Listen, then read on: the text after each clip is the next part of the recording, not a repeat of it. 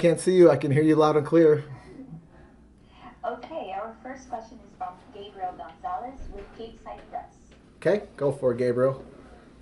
How you doing, Clay? I'm doing very well. Thank you so much. Sorry for running late, guys. I had to go get my little, I guess, morning or noon run in, and I went over by the new, for all you NFL football fans out there, I went out by the new Raider Stadium. They call it Allegiant Stadium, something like that for the airlines. But for all you football fans, man, that is going to be the coolest stadium in the NFL besides the one they're building in LA right now. So you guys got a lot to be excited about in Vegas, and all the Oakland fans that are going to be coming down for games. It's pretty sweet. You've fought in a ton of places. What do you think about, being on a card in a place like that? Oh, fighting on in a stadium like that would be absolutely bananas, man. I think the biggest place I've ever fought, I have to say, was maybe might have been the United Center back home in Chicago. I think 25,000 capacity. Yeah, I can't think if I fought anywhere bigger than that. But yeah, I mean, to be on cards, like in Australia or when they did the huge one, I was actually cage side at the biggest one in Toronto, 65,000 seats. And when GSP fought Jake Shields and Randy Couture had one of his last fights, and I was actually sitting in the wrong seat, and someone kind of bumped me on the shoulder, and they're like, "Move over, Guida." And I look over to my right, and it was Steven Seagal, and he was actually pretty cool. He started laughing, but yeah, that place was just absolutely insane. They brought multiple bleachers in just to fill the stadium, and me and my buddy, we were there watching the fights, and we're looking around, and I saw it up in the outfield, and there was hotel rooms in the stadium. I forgot that when the Blue Jays play there, there's actually hotel rooms, glass windows looking down into the stadium. So that's pretty sweet, man. But yeah, I would love to fight in front of a huge crowd someday. It's always been a dream of mine. The old Pride days at the Saitama Super Arena in Japan would be awesome. Yeah, it'd be cool to hear the fans chanting Guida in a big 50 or 80,000 person venue or something like that. I'm glad you bring that up. Obviously, one of the biggest times where you got that big cheer was your fight with Diego Sanchez, which I don't know if anyone's told you, it'll be this Saturday's fight, 11 years to the date of that fight. Do you take anything from that kind of coincidence or that symmetry? Hey, man, I'm glad you brought that up. I knew because last year when we had our Hall of Fame induction, thank you very much to the UFC. Thank you for Diego Sanchez because I couldn't have done that by myself, obviously. And it's amazing because it feels like that was just yesterday. And this whole fight week has been awesome. A lot of similarities to my UFC debut back in 2006 at UFC 64 at Mandalay Bay. And when I got into my hotel room this week, I opened the window just to kind of see what my view was. And boom, first thing that popped out was Mandalay Bay. It's the only casino I can see from my, from my hotel room. So that's pretty special. And then I just went for a run, and I was by the Orleans, which is near the Palms, and some of my greatest fights, even though I didn't get my hand raised, the Huerta fight, the Diego Sanchez fight, the Anthony Pettis fight, those will be ones that people always remember. And it's there's so many reminders, of the beginning of my career and all the cool things, all the cool experiences, the people, the relationships, the fans that we've met, the places we've been, the places we've traveled to. One thing I took from the Diego Sanchez fight is what my coach and my brother were telling me all camp. Don't back up, dummy. Don't back up. And what did I do at the very beginning of the fight? Diego rushed me, and I just kind of backpedaled, and then came the onslaught, and he just, that barrage of punches and knees and kicks, and he opened me up, and then the kick heard around the world. So I definitely take several things from that fight, but that was one where the whole tide of the fight changed immediately. And I thank him for that because he taught me a valuable lesson, and that probably got the fight of the year, nod just because of that exchange right there. So thanks, Diego. We're coming up on 11 years, man. Pretty amazing. We're still going at it. Hey, thank you, Clay. Thank you, sir. Our next question is from Mike Bond with USA Today Sports. Hi, Mike. How you doing? Yeah, Clay, how are you? I'm very well. Thanks a lot for having me on the show, man. Yeah, no worries at all. I'm curious how excited you were when this fight with Bobby came back across the table. Obviously, you were supposed to fight UFC 225, and it didn't happen. And I know you were pretty upset. You did talk some trash. You called him a coward, Bobby Yellow, all that kind of stuff. You still hold any of that resentment towards him? Nah, that's one thing I've never been personal. You know what I mean with my opponents. I don't know them well enough to dislike them. I don't dislike anybody. You know what I mean. Life is too short for that. I know it's going to be a dogfight. I know Bobby's going to come prepared. He's going to come ready because I know he wants this fight too. And he's a gamer. You know what I mean. He comes to put on a show. He's flashy. He's excuse me, good striker, good wrestler, good athlete, and it's going to be a great fight, man. It's a bummer that he's had to back out of a few fights, a couple against my coach Danny Castillo. So I'm getting this one. I'm doing this one for the team. There's some payback. We were going to put on a show in Chicago, but hey, it's better to be back here in Vegas and on my 30th UFC fight. So I'm super pumped about this matchup, and I know he's going to bring his best game.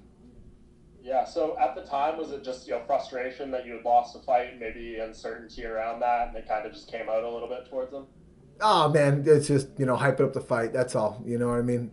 To me, the only ones we're hyping up are the main events. You know what I mean when they're talking trash because those are the ones that get all the eyeballs on it anyway. So, yeah, we're ready to rock and roll come Saturday night.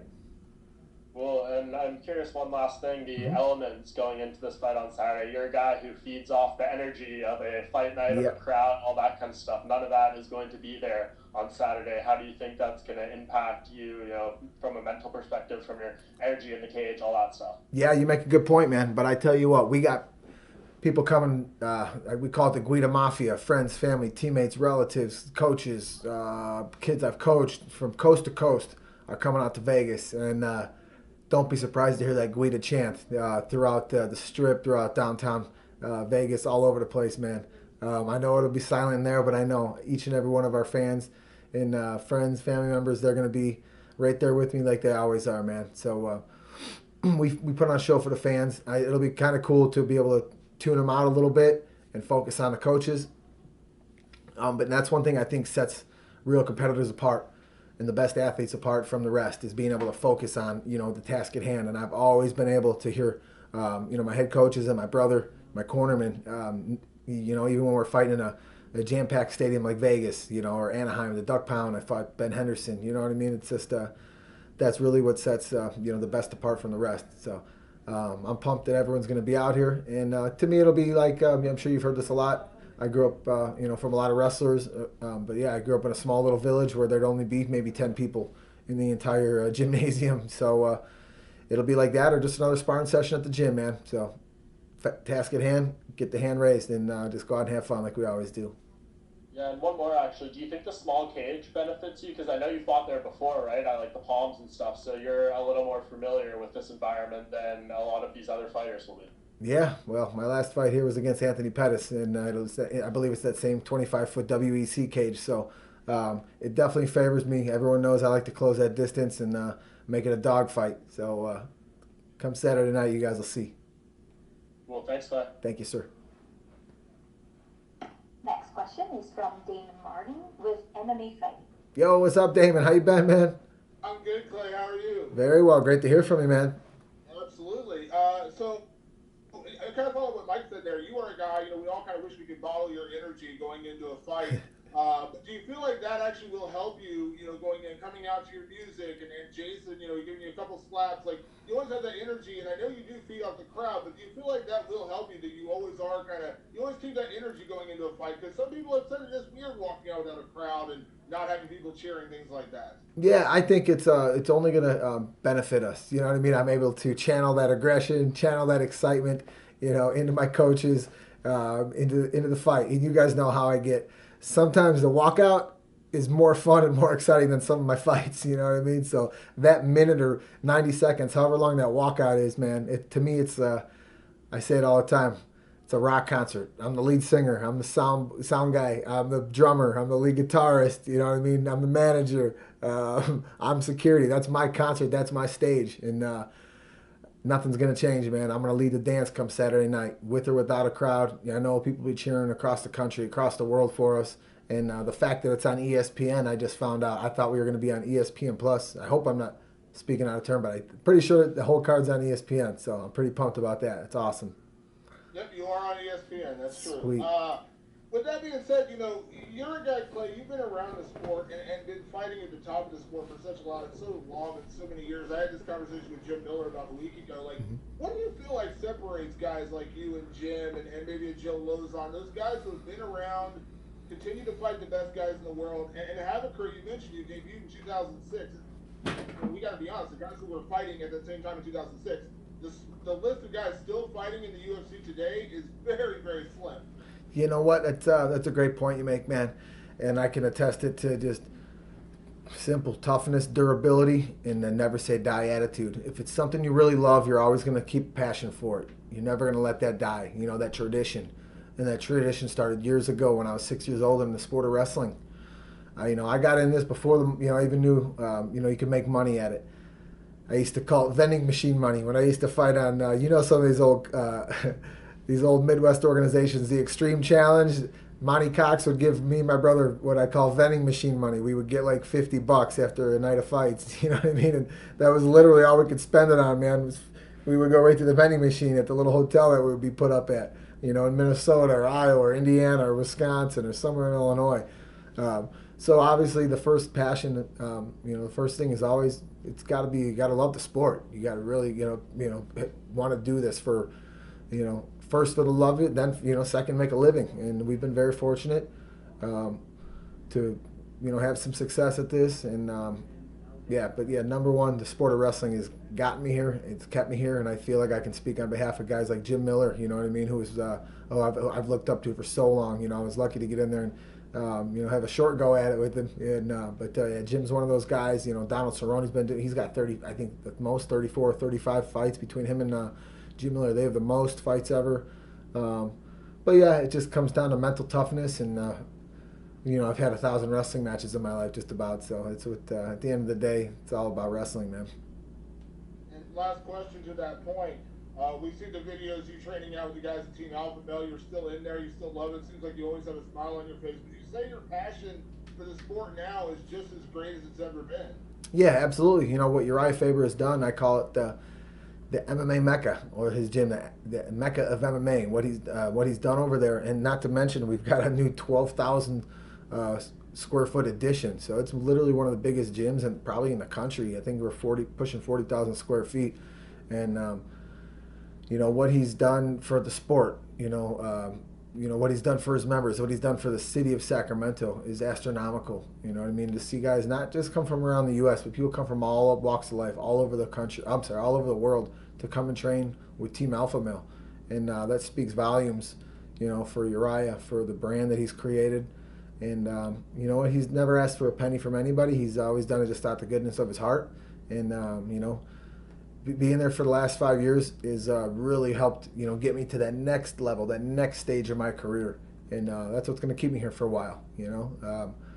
It's the pedigree of wrestling. You know what I mean? He runs it like a college wrestling room because he wrestled in college, and that's where I really needed to be around. It's just fun. I love working out with those guys, and we're all very like-minded, and we push each other to extreme limits. You know what I mean? And we know we can beat anybody, and that's the place to do it. Thank you, Clay. Thank you so much, D. Our last question is from Alistair Bishop with MMA Republic. Hey, how you doing, man? Thanks for coming on the show. Thank you, Clay. How's things going? Very, very well. Thank you. How about you? Fantastic. Thank you. All right. The first question's from South Africa. We want to know when we're going to see fins and feathers out here in South Africa. I'm sorry. Can you repeat that one more time? Oh, when are we doing? Do you say when are you doing a fins and feathers in Africa? Yes, sir. All right, we're gonna have to talk to Chad Money Mendez, my business partner and teammate, about that one, man. I would love to come down there. I know Chad's hunted some exotic game out in New Zealand. I think red stag, him and TJ Dillashaw. And he's hunted all over the country, and I believe a few different countries as well. So I would love to come on that trip. I'm just starting now to learn to hunt. I've only gone on a couple of hog hunting trips, and they were both super cool. I feel very spoiled. I got to do my first one in Florida with my dad, my daughter, her stepdad, my nephew, my brother-in-law, and we got to shoot these hogs out of swamp buggies. They're like these cool looking, they look like rock climbing like outer space moonwalker like mobiles, man. So those are pretty sweet. And then my next one was on a Fins and Feathers trip.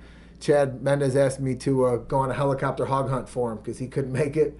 So we got to go out to this amazing ranch near Austin, Texas, in the middle of nowhere. And yeah, I shot pigs from a helicopter. It's pretty pretty sweet. It was like a video game, man. Yeah, it was like cheating, man. So yeah, I would definitely. I'll run that one across Chad and look us up sometime. Shoot us an email. Shoot him a message on his Instagram or whatever on his shoot him on his email, and maybe we'll come down to Africa, man. Fantastic, sir. Just want to ask about this more recent part of your career. BJ Penn, Jim Miller.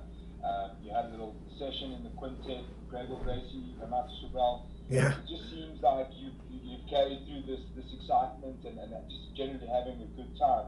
So what are the fights that you're looking for that would really get you excited at this point in your career? Yeah, you know what? That's a very good question because it seems like lately I've been just fighting veterans for as long as I can remember now. I don't remember fighting like a new up and comer. And I think maybe the UFC, they like to pair me against them because they know it's going to be an exciting fight. They kind of like to keep guys that have been a name in the sport, a household name, whatever you want to call it. They want to match them up together because they know we're going to put on a show. And man, it was an honor. Yeah, I got to say, BJ was probably arguably one of my favorite victories, man. And to be in there, obviously, he's fought everybody. He was, I believe, the first two-time champion. I think it went him and Randy Couture back to back, in two different weight classes. Not to mention, he fought my original coach, Joey Gilbert, in their UFC debut, their UFC bout, and so it was cool to watch my career come full circle. Joey fought him at the beginning of their career, and I'm fighting him, and that was one of BJ's last fights in the UFC. So it's pretty special to me.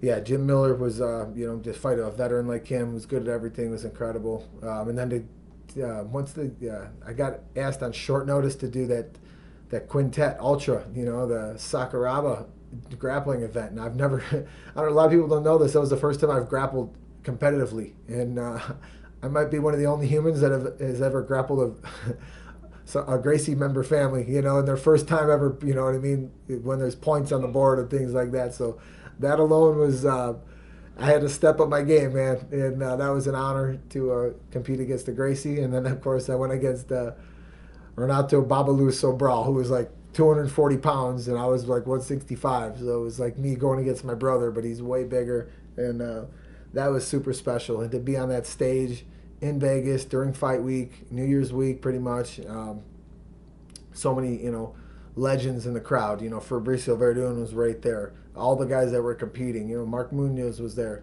My buddy, Chad Mendez was competing. Jay-Z Cavalcante, Sakuraba, Yves Edwards. I mean, the list goes on and on and on. It was incredible. Anthony Johnson, Anthony Smith. It was